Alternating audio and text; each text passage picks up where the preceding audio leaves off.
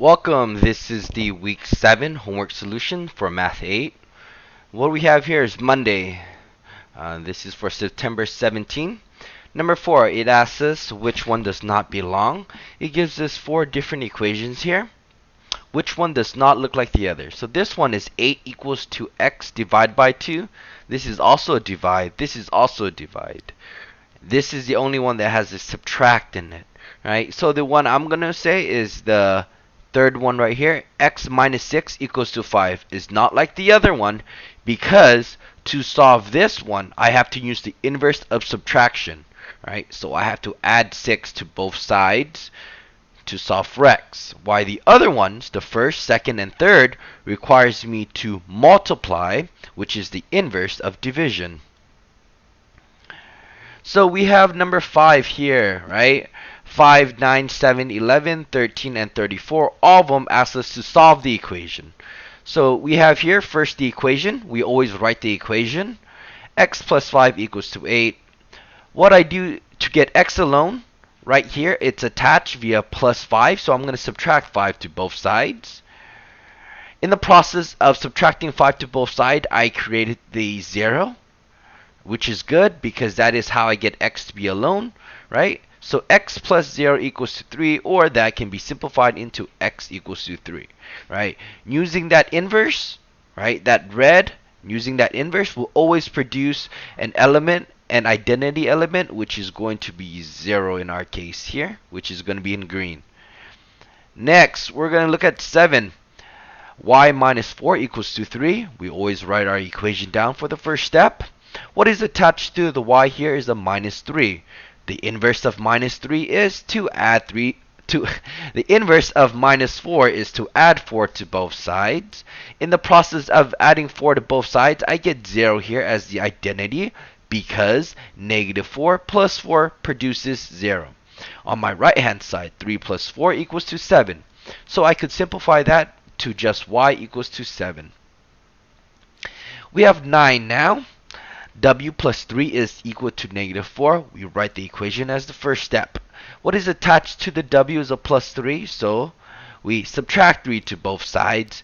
In the process of subtracting to both sides, you have a 0 on the left hand side because the 3 minus the 3 gets you the 0. On the right hand side, negative 4 minus 3 is negative 7, right? A negative, subtract, right? 3 gets you a larger negative here, which is negative 7. So, simplify, that just becomes W equals to negative 7. Alright. 11.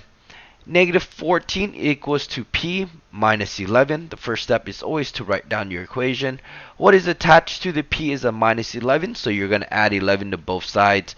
In the process of adding 11 to both sides, the minus 11 plus 11 gets me that 0.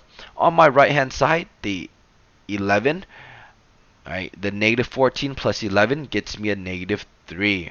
Right? In that process, I get negative 3 is equal to P. Right? Good. Now we're going to look at 33.